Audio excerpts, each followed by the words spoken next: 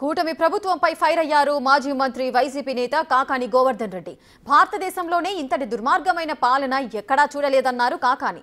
రాష్ట్రంలో అక్రమ సంపాదన కోసం నకిలీ మద్యం తయారీని ప్రారంభించారని ఆరోపించారు. అమాయక ప్రజల ప్రాణాలు హరించే హక్కు కూటమి ప్రభుత్వానికి ఎవరిచ్చారని విమర్శించారు. నకిలీ మద్యం బాగోతం బయటపడ్డాక కూటమి నేతలు కొత్త డ్రామాలకు తెరలేపుతున్నారని మండిపడ్డారు. కల్తీ మద్యం కేసులోని నిందితులకు చంద్రబాబు, లోకేష్లతో సంబంధాలు లేవా అని ప్రశ్నించారు.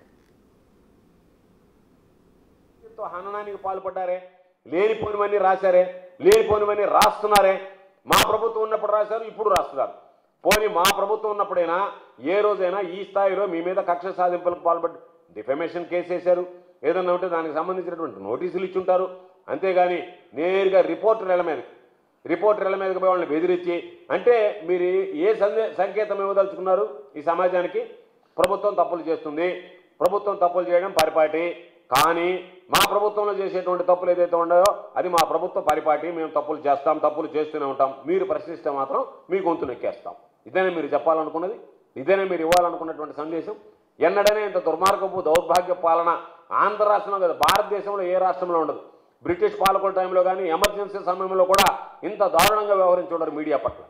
కాబట్టి ఎవరిని పడితే వాళ్ళ మీద రాయడం, ఎవరిని పడితే వాళ్ళ గురించి మాట్లాడడం, ఎవరన్నా మీ గురించి మాట్లాడితే వాళ్ళ మీద ఇష్టానుసారంగా కేసులు నమోదు చేయడం, భయభ్రాంతులు గురి చేయడం, ఇది సరైనటువంటి పద్ధతి విధానం కాదు.